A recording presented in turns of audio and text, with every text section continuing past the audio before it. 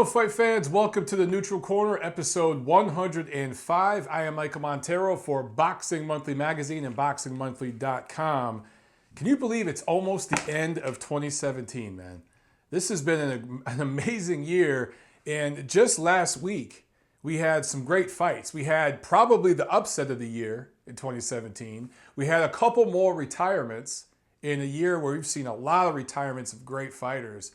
Just so much has happened this year, and it's not over. We still have some more to look forward to. So let's jump into some news and notes.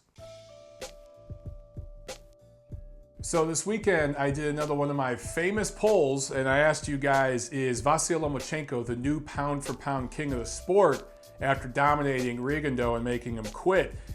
445 of you have voted so far, and 48% of you said Lomachenko is indeed the pound-for-pound number one.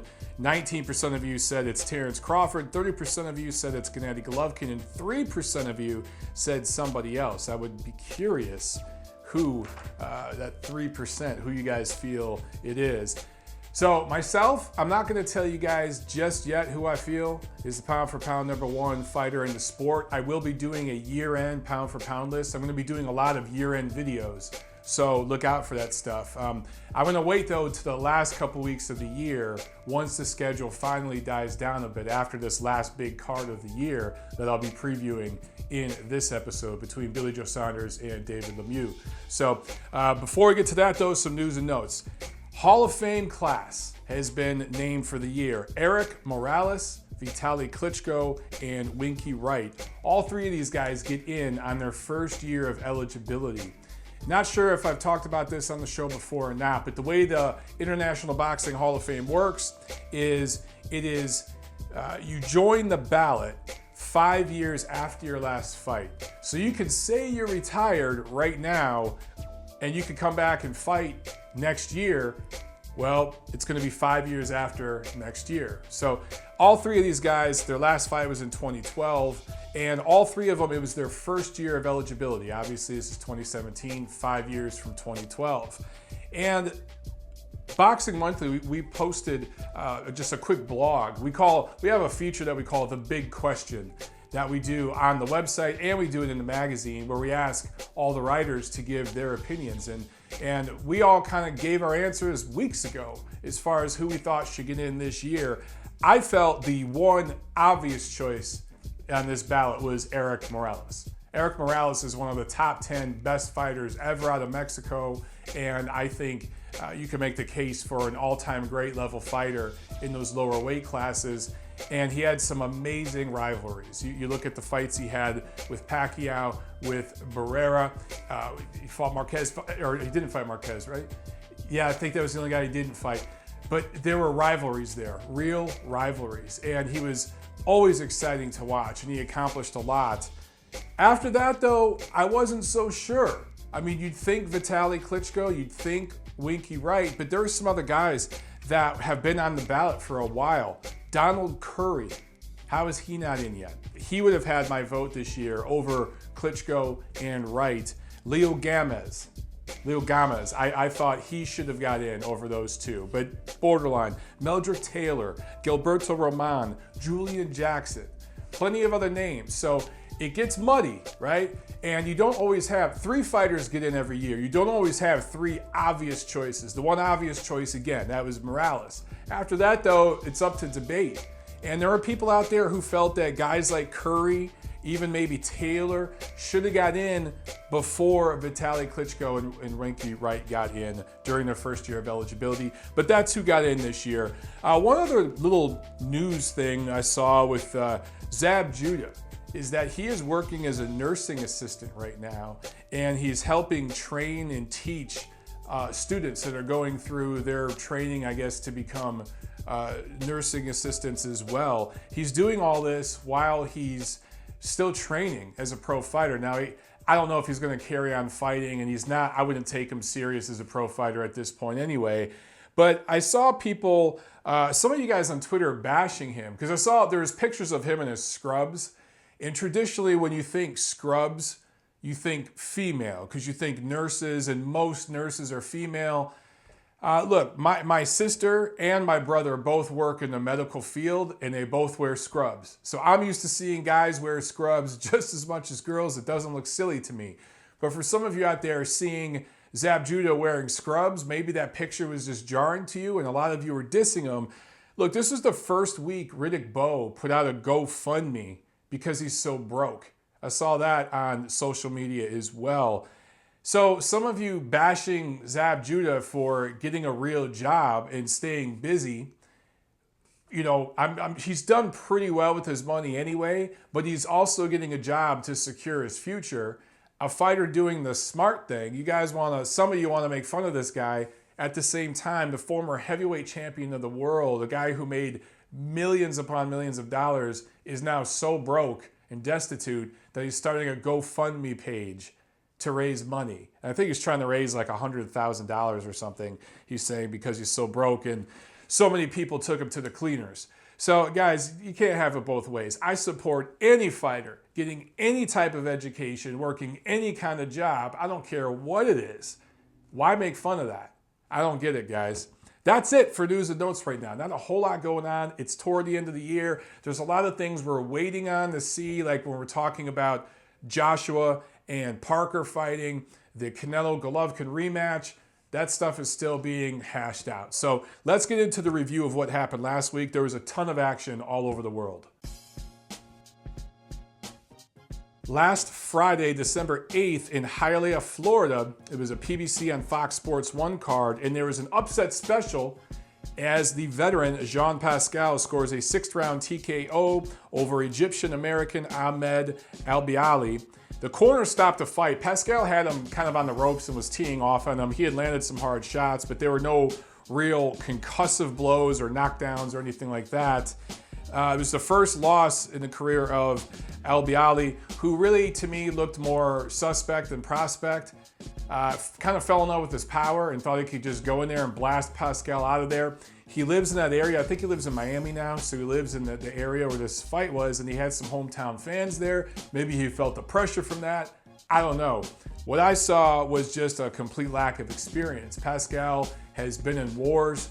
He's been in tough fights with great elite level, pound for pound level opposition, guys who bring a wealth of experience. So he saw everything that was coming at him in this fight, and he was able to turn back the clock and get an impressive come from behind victory, because he lost the early rounds, and a stoppage victory at that. So great win for him. He announced immediately after the fight that he is retiring. So if he sticks to that, and he does stay retired, carved out a nice career for himself, was the lineal light heavyweight champion for a while, had some good quality wins under his belt. When he stepped up and fought the absolute elite level fighters in their prime, he lost. And, that's just, there's nothing wrong with that. He was one of those guys that made for some interesting fights in a light heavyweight division that was kind of weak in this last era. So good career for him. Good luck in retirement. Also on this card, Luis Ortiz scores a 2nd round KO over a journeyman who didn't belong in the ring with him. Immediately talked trash to Deontay Wilder, who was doing some guest commentary on the PBC card, was sitting there ringside, and Wilder started drawing back and forth with him. He eventually got up in the ring, and they had this kind of awkward WWE type thing where the idea was good as far as promoting a fight between the two of them. It just wasn't handled well by the people PBC has working as commentators, who kind of just don't know what they're doing and don't know how to handle themselves in an improv situation like that, even though it was half kind of planned, but kind of improv. You got to have people that know how to handle that situation and get more out of the fighters and make it more fluid and less awkward. I thought that was a wasted opportunity. Either way, it looks like Ortiz and Wilder are probably going to fight next year, because the WBC has cleared Ortiz to fight. Obviously, he fought here. We've all talked about the failed drug test through VADA, through the clean boxing program, a few months back when he was supposed to fight Deontay Wilder. He claims he was taking blood pressure medication. And, we've talked a lot about this. I tweeted about it immediately while this fight was happening that, how is this fight happening so soon after a failed test? The WBC is just disgusting, stuff like that. And it got a lot of response. A lot of you feel the same way, but I should backtrack a little bit and say this much. I guess the WBC put out a press release saying, look, there is a legitimate doctor's prescription for blood pressure medication. His team confirms that he needs blood pressure meds. We're going to monitor this guy. He took extra testing to show that he's clean, blah, blah, blah, blah, blah, blah, blah. Okay, fine. First of all, Ortiz and his team still failed because they didn't disclose that they were taking blood pressure medication. Now, apparently, people on Ortiz's own team weren't aware of it. So Ortiz didn't even make members of his own team aware of it. So it goes down to him. He's ultimately responsible for the fight with Wilder falling through and for the bad look and for people questioning him and suspecting him from here on out because of it. That falls on him. That's his fault. But let's just assume, let's just say, for the sake of argument, that Luis Ortiz has never taken a performance-enhancing drug in his life.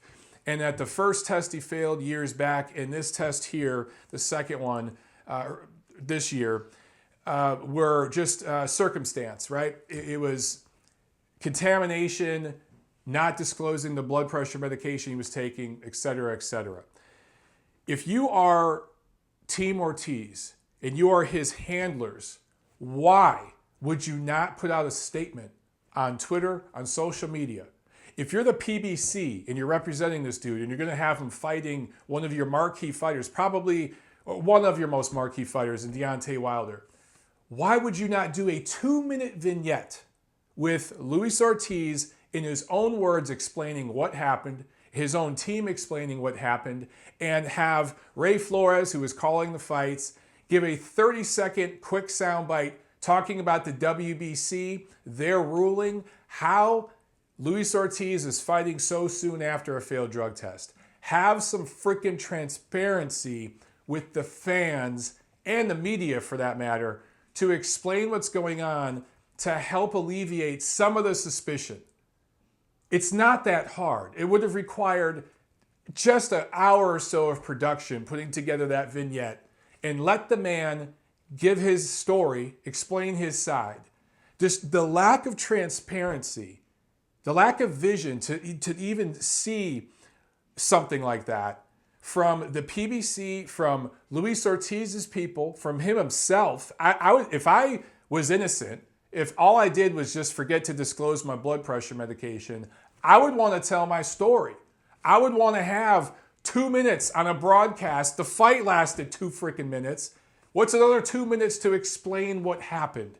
For them to not do this, for them to fail in yet another opportunity to clear the air about something, it boggles my freaking mind. I can't understand it. The lack of vision, the failure of just opportunity after opportunity with these people, I don't get it. I don't understand what they're doing over there. But enough of that. So Luis Ortiz wins. He stays busy. He knocks out a pizza boy or something, a very, very big pizza boy. And now he's going to fight Wilder next year. I still think Luis Ortiz is a tad overrated. I still think he's going to get knocked the hell out when he fights Deontay Wilder. I'm saying it now. Okay, Saturday, December 9th. Lots of action around the world. Let's start at the Copper Box Arena in London. Lee Selby scores a unanimous decision over Eduardo Ramirez, who actually missed weight for this fight by over 2 pounds, so the title was not on the line for him. But it doesn't matter anyway. Selby clearly wins the fight, defends his IBF featherweight title for the 4th time. Then the upset of the year. I can't think of a bigger upset this year. Caleb Truax wins a majority decision over James DeGale. It should have been a unanimous decision. One of these judges should be suspended. And wins the IBF super middleweight title off of DeGale. Truax was a major betting underdog. This has got to be the upset of the year. Guys, if there's one I'm forgetting that's bigger than this, remind me. Keep me honest. But I can't think of one bigger this year. Scores were 116-112 from an American judge, 115-112 from a Canadian judge, and UK judge Dave Paris somehow scored this a draw. Absolutely pathetic, disgusting scorecard, and Dave Parrish should be suspended immediately by the UK boxing authorities. They should suspend this guy immediately. He shouldn't judge another championship fight for a year. He shouldn't judge any fight, period, for at least 3 to 6 months. Horrible scorecard. Nobody in their right mind would have thought that this was a draw. Truax had been KO'd in the first round by Anthony Durrell last year. He was TKO'd by Daniel Jacobs the year before that in 2015. This guy was a major underdog, yet he comes in here and just outboxes and outworks DeGale, who I feel was always overrated. Always overrated. He lost to George Groves in 2011, and that was not the new and improved George Groves we're seeing now. That was the old George Groves. Lost to him in 2011. Squeaked by Andre Durrell in 2015. It was a close fight. Durrell probably won 7 of the 12 rounds, but he dropped Durrell a couple times in that fight, and that was the difference. And I felt he lost to Badou Jack in January. I thought he lost that fight. I thought Badou Jack closed the show and won that fight. So for DeGale, I don't know where he goes from here. I don't even see him as a player at super middleweight right now, because you have a tournament going on that's going to crown a new star. You have other prospects coming up that are being managed by different promoters, different advisors that aren't part of the stable that represents DeGale. So he's kind of the odd man out right now. And, maybe it's because he sat in his butt for an entire year after having that draw with Badou Jack. I don't know what it was, but just an absolutely horrible, wretched performance by him. And I don't know where he goes from here. Now, in Las Vegas at Mandalay Bay, we had a bunch of fights. On the undercard, this was an HBO triple header, but on the undercard, and I think this was on HBO Latino they showed this fight, or maybe it was streamed on HBO social media. Rene Alvarado scored a split decision win over Denis Shafikov. Also, but going to the actual televised card, also on this card, Francisco Vargas scores a technical decision over Stephen Smith, who suffered a gruesome injury. The scores at the time of the stoppage were 89-82 and 88-83 twice. So Vargas clearly won this fight. Smith has now lost 3 of his last 5.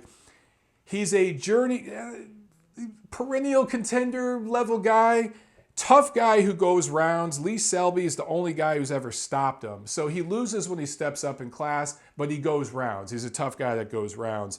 This was a nice rebound win for Vargas after that tough loss to Miguel Berchelt in January. So for Smith, his left ear was damaged.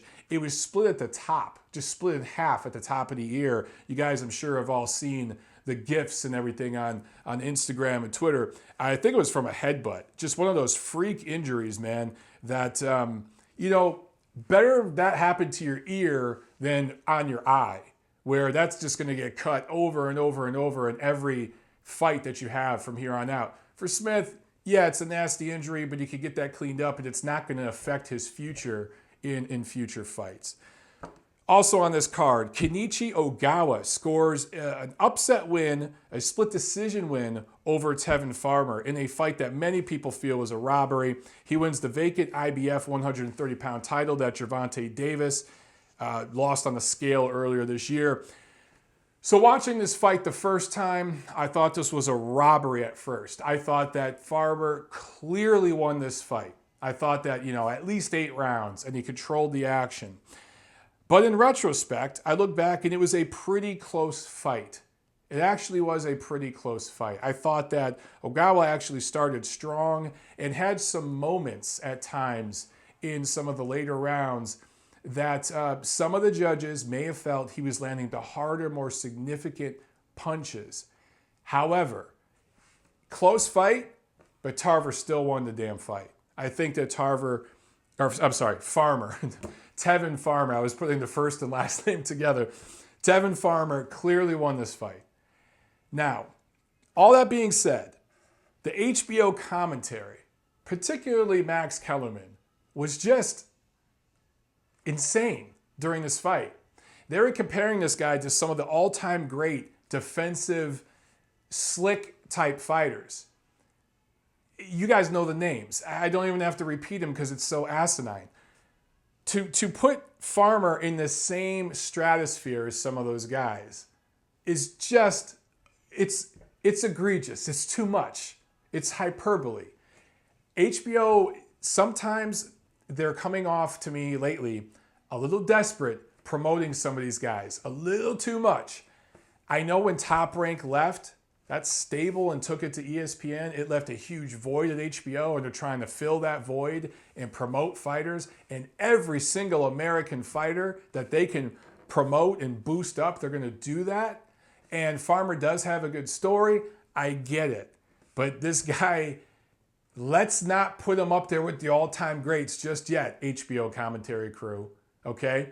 He barely beat this Japanese fighter. And what I tell you guys last week on the Neutral Corner, I said these Japanese dudes come over and they're tough as hell. This was going all 12, and this guy was going to give Farmer a tough fight. I thought Farmer was going to clearly win, though. The fight was closer than I thought it would be. And maybe I had a little bit of bias because I thought Farmer was going to win so wide when I watched it the first time. That's why I saw a robbery. But watching it again and really trying to be as objective as I could see how somebody could give Ogawa 5 rounds. I could see that. I still don't think he won the fight. I still think Farmer did. But the HBO commentary was a little ridiculous, to put it mildly. They need to tone it down with some of that stuff.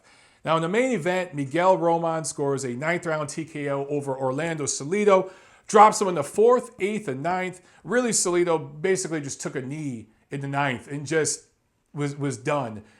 He didn't quit. He had the fight beat out of him. He literally had nothing else. He was done.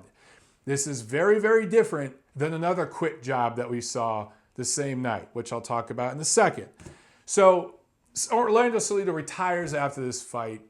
Hard-fought career, hard-scrabble career. Gave us some great moments, some fights of the year, some rounds of the year. Made it a rough night out for anybody he was in there with when he was on his A game. I didn't love some of his tactics. He had failed drug tests in the past. He had cheated guys on weight. He could be a bully in there and fight very, very dirty. I don't appreciate all those things, but it's all part of kind of what he had to do to be his absolute best and be competitive, because he wasn't a very athletic guy, not the most skilled guy. I do think he had underrated craft as an inside fighter. And part of being an inside fighter, guys, honestly, at the elite level, if you look at all the all-time greats, the best inside fighters had a little dirtiness in them. Fighting on the inside is dirty and messy. It's not as pretty as fighting on the outside or at mid-range. So part of fighting on the inside is kind of using your head, getting a little low with the shots, using the elbows, using the forearms, using the shoulder, right? You could even push guys out with your knee. You know, my coach works on that move with me all the time, pushing guys out with your knee to get some space and getting a shot in there. There's little things, there's subtle things that some guys learn how to do on the inside that helps them bridge the gap against more athletic fighters. And that's what Salido had to do. All things being considered, I think he falls short of the Hall of Fame. I wouldn't put him there, although he gave us some Hall of Fame moments. And I can hear some of you out there, well, Gotti got in. I hate the damn excuse that people... Arturo Gotti's become this measuring stick for the Hall of Fame for people. Sorry, but Orlando Salido isn't on the same level as Arturo Gatti in terms of moments. Gave us some great moments, but not quite Arturo Gatti moments. That being said, was probably the Arturo Gatti of this generation, right? So maybe he gets in the Hall of Fame one year, I should say, on a very, very weak year. But at this point, I probably wouldn't vote for him. He's just falls short of that level for me. Still, fantastic career, and definitely a fan favorite, deservingly so. In Madison Square Garden in New York City on ESPN, it was another top-ranked card, and it was their best head-to-head matchup so far in their deal with ESPN. Now, on the undercard, undefeated Puerto Rican 130-pound prospect Christopher Diaz improved to 22-0 with 14 knockouts. He's really turning into the premier Puerto Rican prospect people are looking at. Turning from a prospect into a contender now. Remember, it was Felix Verdejo, but he's kind of fallen off. He's kind of just out there floating in space. And this guy, Christopher Diaz, is kind of taking over that mantle right now. So let's keep an eye on him. Michael Conlan and Shakur Stevenson, also one to stay undefeated. Shakur Stevenson with the barking when he punches. A lot of people are joking about it and laughing about it, and I am too. I think it's really annoying to watch. It makes for very bad television. A couple of things I notice about barkers that punch. I just call them barkers. I don't know what other name we could call them. Screamers, yellers, yelpers, I don't know. Barkers. I haven't known one barker who is a power puncher. Can you name one barker who is just a concussive power puncher? Because I sure can't. They all seem to be slappers. And I don't know if it's something that's an insecurity they have, or if they feel they have to add after every punch to make the point that they're throwing a punch, if they think the judges see it more. But I can't think of one elite level fighter in the game today that barks when they punch.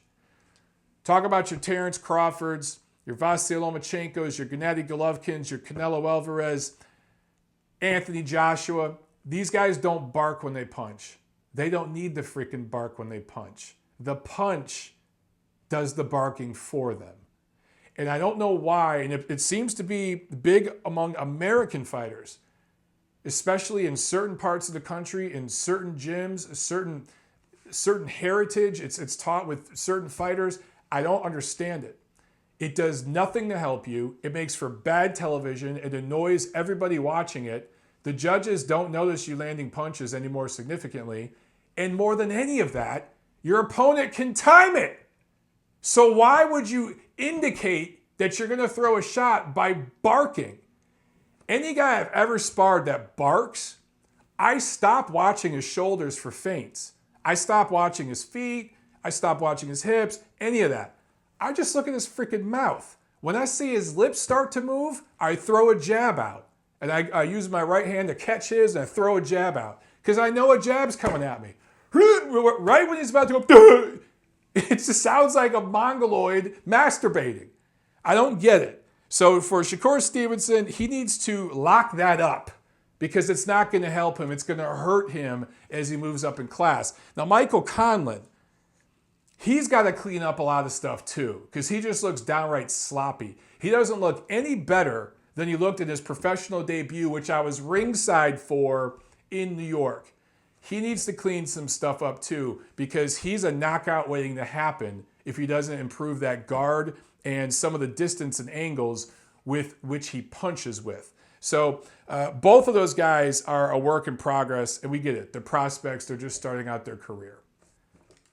So in the main event, Vasyl Lomachenko, the one they call high tech, scores a 6th-round retirement win over Guillermo Rigondeaux. And I know some of you gave me some crap on my rant video that I posted. If you haven't seen that yet, please watch it. My rant video on that fight, because I said Rigondeaux after making just a big stink about people saying Lomachenko and adding an N to his name where there isn't an N. And some of you are saying it's Rigondeaux. Well, look, guys. The name looks French because it has an X at the end. I'm from Detroit, right next to Canada. I know French pronunciation. It looks like Rigondeaux. Plus, the guy came out years ago saying it's Rigondeaux. Just recently did he want people to start saying Rigondeaux.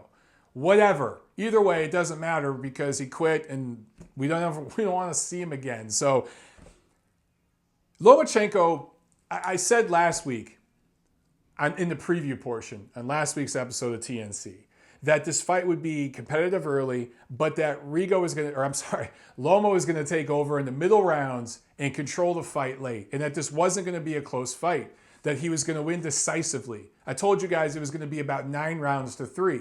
Well, the fight was even more one-sided than I thought. Turns out, I gave Rigondeaux too much credit. So did most of you, because a lot of you that said that you were going to teach me a lesson and you were going to, school me, that left predictions that Rigondeaux was going to win, and not just win, but win by knockout. You guys got real quiet. Now, some of you need to own up to it.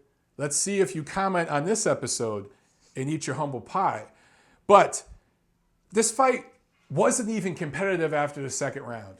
First round was a feel-out round. Second round, Lomachenko took control. Rounds 3 through 6, he dominated. He outclassed Rigondeaux. He actually embarrassed him and toyed with him. Did whatever he wanted to do. Rigo couldn't do anything. He had no answers. He tried holding. He tried hitting low. He tried any tactic he could to get a little bit of space, to get a little bit of a breather. Nothing worked. He had no answers. So in the end, he quit. Now, he claimed that there was a hand injury. And some people have said that apparently a doctor inspected it and said that there was a knuckle broken in 2 places, or 2 knuckles broken, something like that, on the left hand, on the top of the hand. We are yet to see any photos. We're yet to see a doctor's note. We're yet to get a statement from Rigondeaux's promoters, his handlers, from the guy himself. And this is a guy who's been very, very active on Twitter. In fact, he was calling out Lomachenko for a while now and making all kinds of silly memes and all this. All of a sudden has disappeared. So if you have this massive hand injury to where you can't continue a fight, meanwhile, this is the biggest fight of your career, the highest profile fight of your career, the biggest opportunity of your boxing life, amateur or pro. And this injury is severe enough that you have to quit on your stool, but you don't tweet a photo of it. Remember all the memes he was posting? All the silly memes dissing Lomachenko and saying, you know, I'm not going to pull a Nicholas Walters and this, that, and the other. Where's the photos of the injured hand? I know if I was a fighter who had just been embarrassed like that and I had an injury, I would be taking a picture with my smartphone and tweeting it in the freaking locker room. Hasn't happened. So you know what? I'm calling BS on the injury. Now, maybe there was an injury. Maybe he did indeed fracture a couple knuckles on his left hand. But I'm calling BS that it was severe enough that he had to quit the fight. He was looking for a way out. Let me ask you guys this. Bernardo Osuna, who works for ESPN, bilingual, was working in the corner, or not working as part of the corner, but I mean working as part of the broadcast in Rigondeaux's corner, translating for the broadcast crew, Joe Tessitore and Timothy Bradley. Not once did he mention anything about Rigo's hand. Rigo didn't say anything to his corner after the second round, when he supposedly injured it, after the third, after the fourth, after the fifth. He didn't say anything until after the 6th round, when he had just lost a point for holding, looked completely desperate, looked out of his league, and lost, you could argue, a 10-8 round. I wouldn't score that round 10-8, but that's how one-sided it was. He wasn't getting physically beat up. This wasn't the fight we saw between Roman and Salido. He was just being mentally and emotionally embarrassed and outclassed. And this is a 2-time gold medalist. This is a guy who's heralded as one of the best amateur boxers ever. This is a guy, his cultish-like followers, who I call the Rigondites, they bow to this guy and pray to him every day as this masterclass boxer, and he looked like an amateur against a pro. He straight up looked like an amateur who had no answers. His defense in this fight was holding and pulling Loma into the ropes. That was his defense. Rigondeaux landed 15 punches in the fight, 5 power punches. 5 power punches. I believe 3 of them were left hands. So I don't see a place in the fight where he really hurt that hand. I didn't see one grimace. He didn't shake his hand. No facial expression. I saw a facial expression of, I'm effed. I'm screwed. I got no answers. There's nothing I can do. My hand's been hurting for a few rounds. Let me just say my hand's hurt and get out of here and save face. I don't know if Rigondeaux was going to get knocked out. It's possible. It's possible he would have got knocked out late. But he was absolutely going to lose a decision 12 rounds to 0. The first round was close, but Lomachenko still won it on punch numbers alone and activity alone. So this is going to be a whitewash. Either way, just a terrible, terrible moment for Rigondeaux. He can go away and never come back. By the way, his Twitter, a lot's been said that it's Rigondeaux. No, it's not Rigondeaux. From what I hear, guys, from what I'm being told, it is handled by a guy named Willie Suarez, who works for a site called Boxeo Cubano. And that's who handles Rigondeaux's Twitter. So they're the ones who have been making all these memes and all these silly tweets and everything. Well, they suddenly forgot how to tweet. So if this is a Cuban boxing site that is heavily invested in Rigondeaux, or to where it's supposed to be a news site, but they're handling the Twitter account for a fighter, which I think is unethical. That wouldn't happen here in America. But why not post a picture of the injury? Why not post a doctor's note, an x-ray, something? That, I just think it's BS. Now, for Lomachenko, people have been saying the narrative is hilarious. He dragged Rigondeaux up, kicking and screaming. He pulled him up 2 weight classes because it was Lomachenko calling out Rigondeaux, not the other way around. Funny how narratives change. So now people are saying that. They're also saying he needs to gain 17 pounds and fight Terence Crawford to prove himself. There's people out there who are saying they're not yet sold on Lomachenko. And then there's people saying, well, he's lost to Salido, who just got knocked out. That's how freaking stupid people are. That's how desperate some people are that have so much hatred in their heart. They have to reach to that level to find something that idiotic to justify, to feed their confirmation bias. It's stupid, it's ridiculous, it's disgusting. What I would like to see from Lomachenko is to clean out 130 pounds. Do I want to see him fight Mikey Garcia? Yes. But I want to see Mikey Garcia and Jorge Linares fight each other first. I want to see consolidation in each division. That's the way this thing's supposed to work. Let's see Lomachenko fight Miguel Berchelt. Let's see those two fight. Let's see Linares and Garcia fight. Let's see the winners of those two fights fight after that. That's how it's supposed to work. I'm sick of this crap. And Floyd Mayweather didn't invent it. It started with Roy Jones, maybe. Oscar De La Hoya did some of it. These guys that just bounce around and wait and decide, well, I'm going to be at this weight, then that weight, then this, for the names, right? I don't want to see Lomachenko fall into that.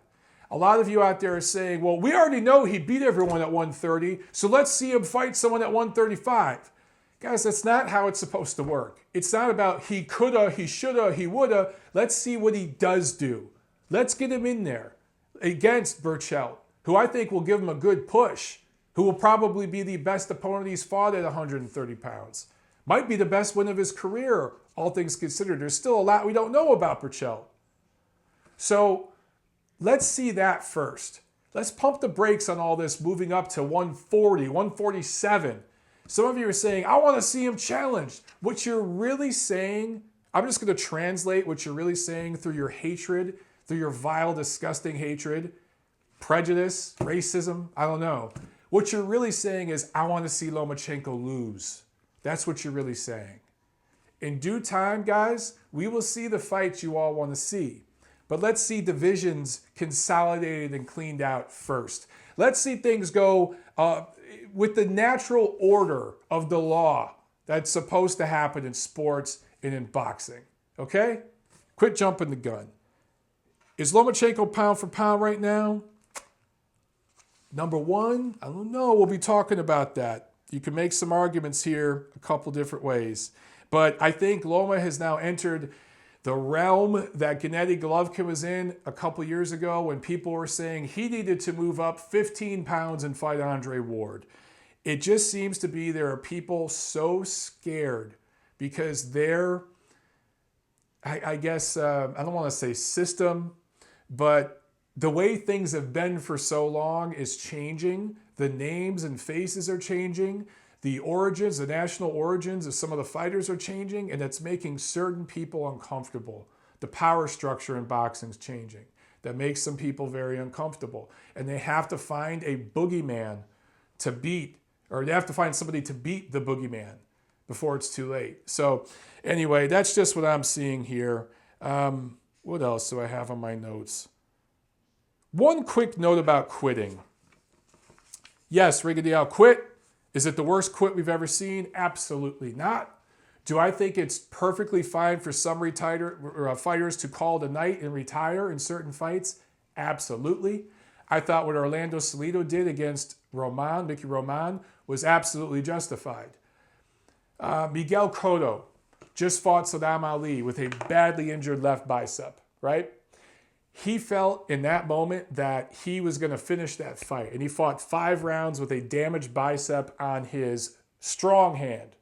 It took him out of, it really ended any chance of him winning that fight because it was his left hook to the body to Saddam Ali that was winning rounds for him and changing the fight. That weapon went away when he injured that bicep. Couldn't do it. Yet he fought on because he had pride and he wanted to fight on. And in that moment, I think Cotto really showed what a true fighter who's more concerned with entertaining the fans and fighting with honor than protecting an O or saving face, what a real fighter's about. But I mentioned that, and there are some of you out there who said, yeah, but remember, he took a knee against Antonio Margarito. Again, completely different fight. He was getting beat up. He was physically being beat down. He had the fight beat out of him. His facial skin was shredded. There was chunks of skin hanging off his face, and he took a knee. Completely different, guys. So not all quitting or retiring or however, whatever word you want to use, not all of that is created the same. So that's it with the review of what took place last week. Let's preview what's coming up this week. This Wednesday, December 13th in Queensland, Australia, Jeff Horn defending his WBO welterweight title over Gary Corcoran. This is the same title he won off Manny Pacquiao in what was previously the upset of the year. Maybe it still is. I just think Truax DeGale might edge it, but because Pacquiao is such a big name, Horn, now that I think about it, Horn beating Pacquiao, maybe that gets upset of the year. We'll see. Is Terence Crawford next? I'm assuming that Horn's going to win this fight. He's a big, big favorite. Never say never, but assuming he wins this fight, Terence Crawford's supposed to be next in the first quarter of next year, and that fight would probably be in Australia. If Horn does indeed beat Corcoran and then go on to fight Crawford, give the man a lot of props. There's not many people lining up to fight Terence Crawford. Coolest thing about this, ESPN picked up the fight. So here in America, you could see this live at 3:30 a.m. Wednesday morning on ESPN 3. Same day, Wednesday, in London, Katie Taylor defending her WBA lightweight title against Jessica McCaskill. McCaskill is a Chicago fighter. She's a St. Louis native, but moved to Chicago, and she trains there at the Body Shop Boxing Club with Rick Ramos, who I know is a friend of mine. Tiff and I have gone there and hung out at the gym. So good luck to Rick and McCaskill going up against Katie Taylor. McCaskill's 33 years old, 5'6". Taylor is 31 and 5'5". I think that this is going to be the toughest fight of Taylor's young professional career, and a female fight worth checking out for those of you who are on the fence about female boxing. Thursday, December 14th at Fantasy Springs Casino in Indio, California. It's another Golden Boy Promotions on ESPN card, headlined by Diego De La Hoya, who is fighting for the 5th time this year. I love this. They are really building this kid up the right way. Going up against Mexican Jose Salgado, who is 35-4-2 with 28 knockouts. Now, Salgado is 1-2-1 in his last 4 fights going back to 2014, but he's fought some tough guys. He's fought Carlos Cuadras. He's fought Rungvisai. So he's been in there with experienced, elite-level fighters. I think that this is a great matchmaking from Golden Boy for Diego De La Hoya, who has had an outstanding year, and I really think he's ready for a title shot next year.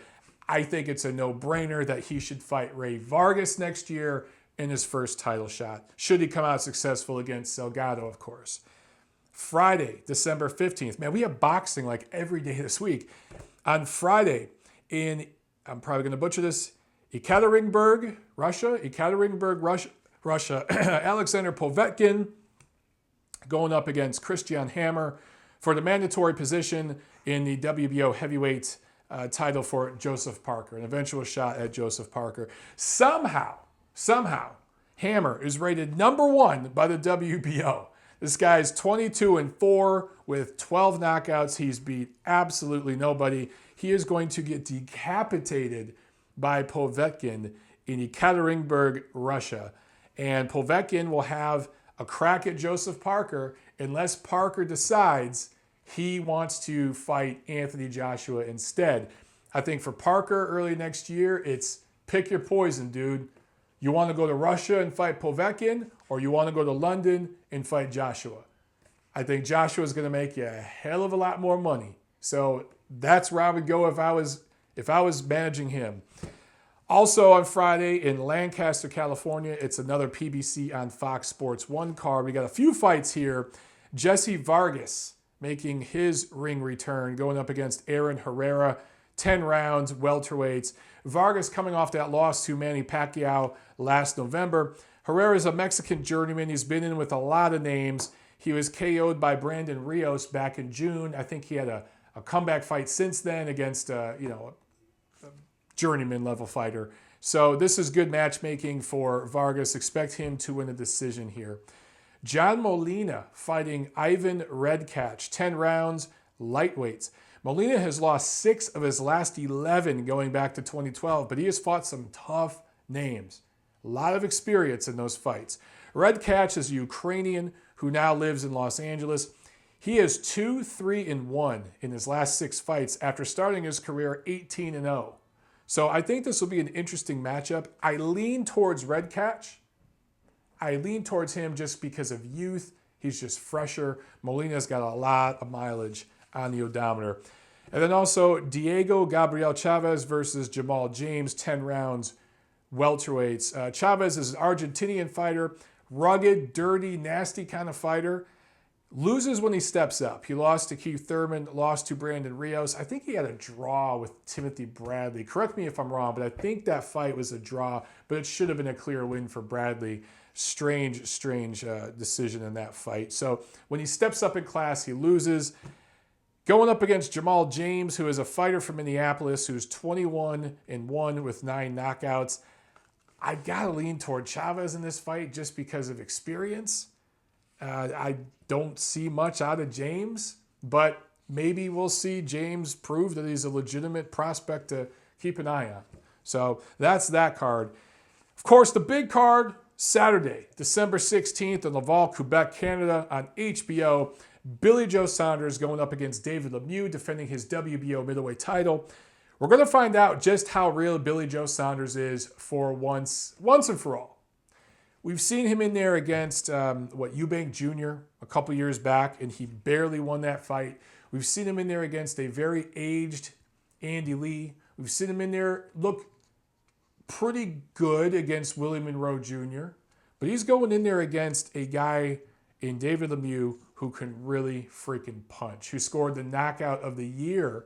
It's hard to believe that it was just this year. It feels like it was a year or two ago already, several years ago. Just this year's been so loaded when David Lemieux decapitated Curtis Stevens, right? This guy can crack.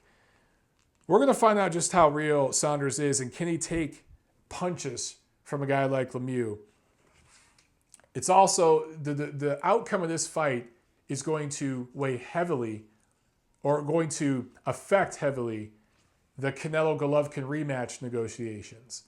If David Lemieux wins this fight, I think you're going to see Canelo and Lemieux fight in May. And I think the rematch with Golovkin is going to get pushed back. That's just what I see.